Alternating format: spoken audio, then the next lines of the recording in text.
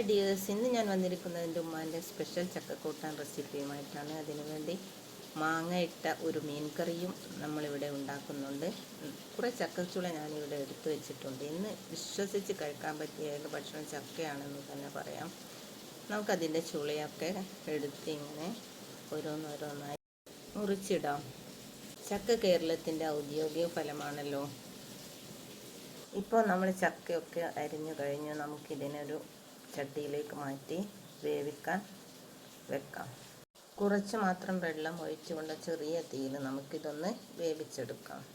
ചക്കക്കുരുവ് ഞാൻ ഇതിലേക്ക് ചേർക്കുന്നുണ്ട്. നമുക്കതിൻ്റെ തൊലിയൊക്കെ ഒന്ന് കളഞ്ഞ് വൃത്തിയാക്കിയെടുക്കാം.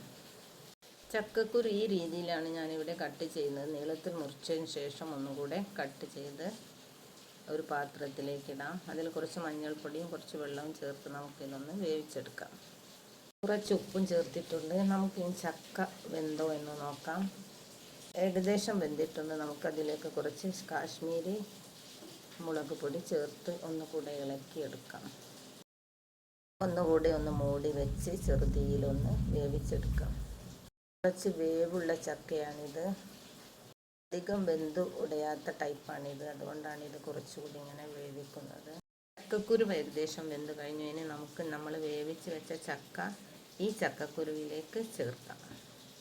ചക്കക്കൂട്ടാൻ്റെ റെസിപ്പി ഞാൻ മുമ്പും ചെയ്തിട്ടുണ്ട്, നിങ്ങൾ കാണുമല്ലോ. ഇത് അതിൽ നിന്നൊരു വ്യത്യസ്തമായ റെസിപ്പിയാണ്. വീഡിയോ ഇഷ്ടമായെങ്കിൽ ലൈക്ക് ചെയ്യാനും ഷെയർ ചെയ്യാനും സബ്സ്ക്രൈബ് ചെയ്യാനും മറക്കരുത്. ഇനി നമുക്കിതിലേക്ക് വേണ്ട ഒരു തേങ്ങ അരപ്പ് മസാല തയ്യാറാക്കാം. ഇതിനു വേണ്ടി ഒരു ചട്ടി അടുപ്പത്ത് വെച്ചിട്ടുണ്ട്. കട്ട് ചെയ്ത് വെച്ച ഇഞ്ചിയും വെളുത്തുള്ളിയും ഇതിലേക്ക് ചേർക്കാം. വെളുത്തുള്ളിയും ഇഞ്ചിയും കുറച്ച് വാടിയതിന് ശേഷം നമുക്കിതിലേക്ക് ഒരു വലിയ സവാള അരിഞ്ഞത് ചേർക്കാം.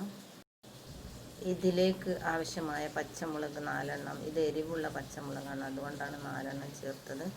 നമുക്ക് കുറച്ച് തേങ്ങാപ്പീര ഇതിലേക്കിട്ട് ഒന്ന് വാട്ടിയെടുക്കാം. തേങ്ങ ഏകദേശം ഒന്ന് വാടിയാൽ മതിയാകും. നമുക്കിതൊരു മിക്സി ജാറിലേക്ക് മാറ്റി അരച്ചെടുക്കാം. ഇതിലേക്ക് കുറച്ച് ജീരകവും ചേർത്ത് നമുക്കിതൊന്ന് അരച്ചെടുക്കാം. ചക്ക ഒന്നുകൂടെ ഉടച്ചതിന് ശേഷം നമ്മൾ അരച്ച് വെച്ച അരപ്പ് ഇതിലേക്ക് ചേർത്ത് ഒന്ന് ഇളക്കിയെടുക്കാം. അതോടെ തന്നെ ഈ അരപ്പ് ഇതിലേക്ക് ചേർക്കേണ്ടതാണ്. നാടൻ രീതിയിലുണ്ടാക്കിയ ഈ ചക്കക്കൂട്ടാൻ ഇവിടെ നമുക്ക് റെഡിയായി കഴിഞ്ഞു. നമുക്ക് ഇതിനു വേണ്ടി ഒരു വറവിടാം. കുറച്ച് വെളിച്ചെണ്ണ ഒഴിച്ച് കടുകിട്ട് കറിവേപ്പിലയും മുളകുമൊക്കെ ഇട്ട് നമുക്കിതൊന്ന് വാട്ടിയെടുക്കാം. ഇത് ചൂടോടെ തന്നെ നമുക്കിത് ചക്കക്കൂട്ടാനിലേക്ക് ഒഴിക്കാം. അടുത്തതായി നമുക്കിതിലേക്ക് ഒഴിച്ച് കൂട്ടാനായിട്ട് ഒരു കറി തയ്യാറാക്കാം. അതിന് ഒരു മാങ്ങ മീൻ മുളക് കറിയാണ് ഞാനിന്നിവിടെ ഉണ്ടാക്കുന്നത്.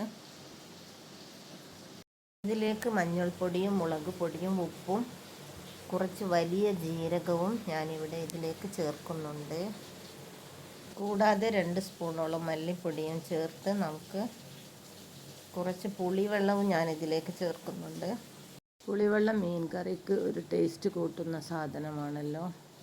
നമുക്ക് മുളകും ഉപ്പും പുരട്ടി വെച്ച നത്തൽ മീൻ ഇതിലേക്ക് ചേർക്കാം. നത്തൽ മീൻ അധികം വേവൊന്നും ഉണ്ടാവുകയില്ല. അത് വെന്ത് കഴിഞ്ഞു. നമുക്ക് ഇനി ചട്ടി അടുപ്പത്തൊന്ന് ഇറക്കി വെക്കാം. ഇനി നമുക്ക് ഇതിലേക്ക് ആവശ്യമായൊരു വറവിട്ടെടുക്കാം. അതിന് വേണ്ടി ചട്ടി അടുപ്പത്ത് വെച്ച് കുറച്ച് ഉലുവ ചേർത്ത് കടുകും മുളകും കറിവേപ്പിലയൊക്കെ ചേർത്ത് നമുക്കിതൊന്ന് വറവിട്ടെടുക്കാം.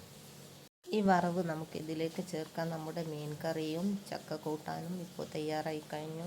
സൂപ്പർ ടേസ്റ്റുള്ള ഈ മീൻ കറിയും ചക്കക്കൂട്ടാനും ഉണ്ടാക്കാൻ മറക്കരുത്. ഇതുപോലെയുള്ള നാടൻ റെസിപ്പിക്ക് വേണ്ടി ഈ ചാനൽ സബ്സ്ക്രൈബ് ചെയ്യുക. നമ്മുടെ വീഡിയോ വൈൻഡപ്പ് ചെയ്യാൻ സമയമായി.